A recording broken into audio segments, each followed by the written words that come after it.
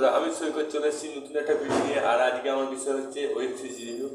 তো web series কথা বলার আগে বলে দিই, এটা একটা 30 থেকে 40 মিনিটের সিরিজ আছে প্রত্যেকটা পর্বে। টোটাল পর্ব হচ্ছে 8টা। তো প্রায় 2 ঘন্টা 40 মিনিটের এটা একটা সিরিজ। তো ভালো সিরিজ লাগলো, আমার একটা ইউনিক লাগলো। আর অনেকদিন পরে একটা তামিল ওয়েব সিরিজ আমি রিভিউ করতে চলেছি। আর আপনারা যদি এই ওয়েব সিরিজটা বুঝতে না পারেন তো চিন্তা নেই, এটা হিন্দিতে অ্যাভেলেবেল আছে জি5 ওটিটি প্ল্যাটফর্মে। তো অনেকদিন পর একটা আধ্যাত্মিক ওয়েব সিরিজ দেখলাম এবং সেটা আমার কেমন লেগেছে সেটা বিস্তারিত বলবো। তো কথা না বাড়িয়ে লেটস স্টার্ট। ওয়েব সিরিজটা বেদ পুরাণ নিয়ে ঘটনা, মানে একটা আধ্যাত্মিক গল্প নিয়ে গল্প। আমরা সাধারণত ছোটবেলা থেকে পড়েছি বা জানি, বা অনেকেই জানে যে আমরা বেদ 4 প্রকার, ঋগ্বেদ, চতুর্বেদ, এমনি বেদ 4টা বেদ। হ্যাঁ, কিন্তু বেদ যে 5টা আছে সেটা অনেকেই জানে না এবং সেটার খোঁজ চলছে এখনো পর্যন্ত। তো বেদ 5টা আছে অ্যাকচুয়ালি, কিন্তু আমরা অ্যাকচুয়ালি 4টা আছে, কিন্তু আর একটা বেদ আছে যেটা রহস্যময় এবং সেটা নিয়ে বিজ্ঞানী এবং বিভিন্ন প্রকার যারা সন্ধানী আছে, যারা এইসব নিয়ে খোঁজ খবর রাখে, হ্যাঁ, তারা চেষ্টা করছে আর একটা বেদের উপায় আছে কিনা, এবং সেটা নিয়েই গল্প এটা।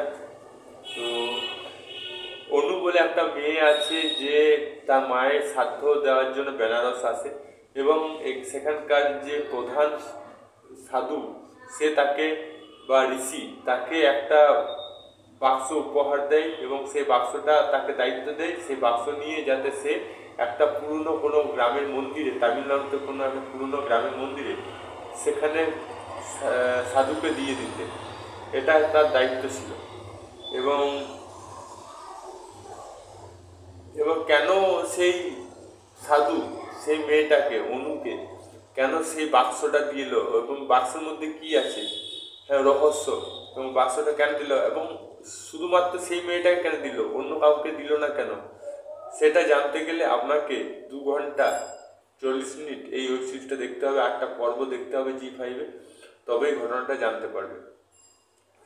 তো গল্পটা আমার অনেক খুব ইন্টারেস্ট লেগেছে, অনেক রহস্য আছে এবং অনেক মানুষের মৃত্যু হচ্ছে গল্পতে, অনেক কাটাকাটি মারামারি সিন আছে। তো আর অনেক অলৌকিক আধ্যাত্মিক জিনিস আমরা জানতে পারবো। এর আগে হয়তো এরকম ধরনের ওয়েব সিরিজ আমি কোনোদিন দেখিনি আধ্যাত্মিক লাইনে, তো আমার খুব ভালো লেগেছে। আর আশা করি এটা সেকেন্ড সিজন আসবে, ফার্স্ট সিজন সাকসেসফুল হলে। আর গল্পটা যা সুন্দর, আমার তো খুবই ভালো লেগেছে। আর প্লাস পয়েন্ট যেটা লেগেছে, বেশি এখানে মেকআপ করেনি কোনো আর্টিস্টদের, বেশি মেকআপ জোর দেয়নি, যতটা পেরেছে অথেন্টিকভাবে প্রেজেন্টেশন করেছে। তারপর এখানে যারা অভিনয় করেছে, যে মেয়েটা অভিনয় করেছে সে একজন গায়িকা অভিনয় করছে এবং সে পন্ডিচেরি যাবে অডিশন দিতে। হ্যাঁ, তো সে অডিশন দিবে এবং সে মাকে শ্রাদ্ধ দিচ্ছে, কিন্তু তাকে সে যেটা চাইছে সেটা হচ্ছে না, হচ্ছে ঋষি যেটা চাই, ঋষিমুনি যেটা চাইছে সেটার দিকে চালিত হচ্ছে। এবং প্রত্যেকটা মুহূর্তে কিছু না কিছু একটা টুইস্ট রয়েছে, গল্প রয়েছে। অন্যদিকে আর একটা গল্প দেখব, একজন মোবাইল নিয়ে এআই নিয়ে ব্যস্ত আছে, তারও একটা কিছু রহস্য আছে মনে হয়। সে একটা মেয়েকে খুঁজে পায় মন্দিরে এবং তাকে পছন্দ করে, সেই সিনটাও প্রচণ্ড মিষ্টি। ওভারঅল দেখতে গেলে একটু অন্য ধরনের ইউনিক কন্টেন্ট পেলাম জি5-এ। সত্যি বলছি, জি5-এ কিন্তু আজকাল খুব সুন্দর সুন্দর কন্টেন্ট দিচ্ছে, শুধুমাত্র হিন্দিতে নয়, অন্য যে রিলিজন ভাষা আছে সেগুলো তো দিচ্ছে। তো আমি সাজেস্ট করব এই ওয়েব সিরিজটা আপনার দেখা উচিত যদি আপনি আধ্যাত্মিক পছন্দ করেন, আর আপনি যদি রহস্য পছন্দ করেন, হ্যাঁ, তাহলে এই ওয়েব সিরিজটা আপনার খুবই দেখা দরকার।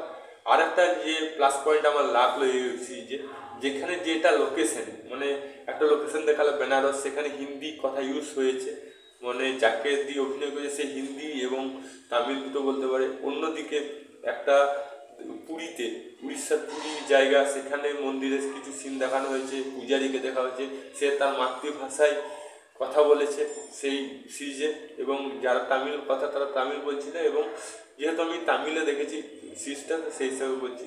তো আমার সেই সিনগুলো খুব ভালো লেগেছে, যে যেখানকার লোকেশন সেই সেখানকার লোকেশনের কালচারটা তুলে ধরেছে। আর দেখা যাক যে বেদের সম্বন্ধে আরও কিছু জানতে পারি কিনা। তো আমার জানা ছিল না বেদ 5 প্রকার, বা ওটা উজ্জ্ব আছে নাকি, ওটা নিয়ে খোঁজ চলছে। তবে বেদ আর কিছুদিন পর আমরা জানতে পারবো যে 5টা বেদ আছে। এটাই আমার খুব ভালো লাগলো। তো আমি সাজেস্ট করবো এই ওয়েবসিরিজটা দেখার জন্য। যদি ভিডিওটা ভালো লাগে তো লাইক করুন, চ্যানেল তাহলে সাবস্ক্রাইব অল বাটন প্রেস করুন। আর যদি আপনার গুরুত্বপূর্ণ কোনো মতামত থাকে সেটা কমেন্ট বক্সে লিখে জানান। আবার দেখা হবে নতুন কোনো ওয়েব সিরিজ নিয়ে, বা নতুন কোনো film review, song review, teaser review, trailer review নিয়ে। ততক্ষণ জয় হিন্দ, জয় ভারত। ভালো থাকো, সুস্থ থাকো।